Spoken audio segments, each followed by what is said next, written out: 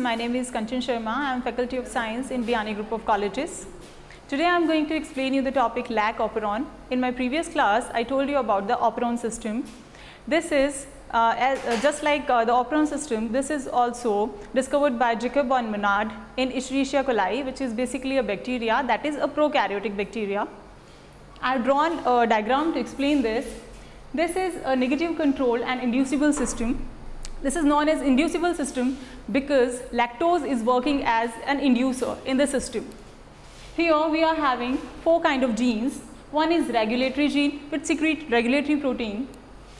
Two are control elements which are operator and promoter. Then three are structural genes which are Z gene, Y and A gene. The regulatory gene secretes active repressor. If the active repressor attaches on the promoter gene, the RNA polymerase doesn't attach on operator. It means the reaction will turn off. Now the gene will not secrete any kind of enzyme or protein. Here the lactose acts as inducer and attaches to the active repressor. Now the active repressor becomes inactive, and this inactive repressor is not capable of attaching to the promoter site.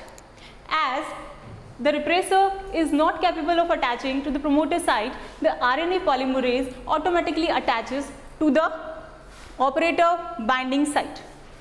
And the transcription starts.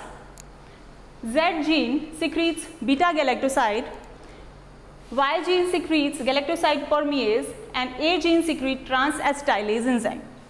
The transacetylase function is unknown till the date, whereas the galactoside permease, it pumps the intake of lactose in the cell, where the beta galactoside, it breaks down the lactose in glucose and galactose. Now the Lac operon can be understood by the catabolic repression.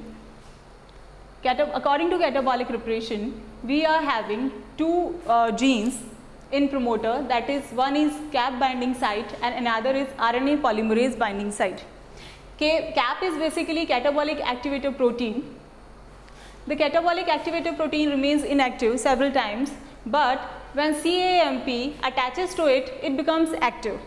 When the active cap attaches to the cap binding site, then only the RNA polymerase can bind on this site and the gene may turn on.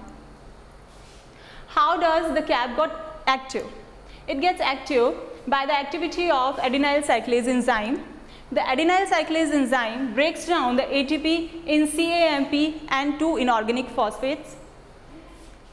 Glucose is more in the surrounding of a cell than the adenyl cyclase enzyme inhibits, and the intracellular concentration of CAMP gets down.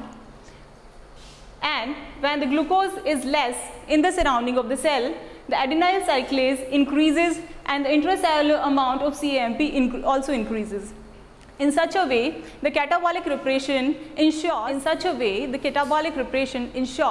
that at the cell surrounding, if lactose and glucose both are present, then preferably the glucose would be taken by the cell. Thank you.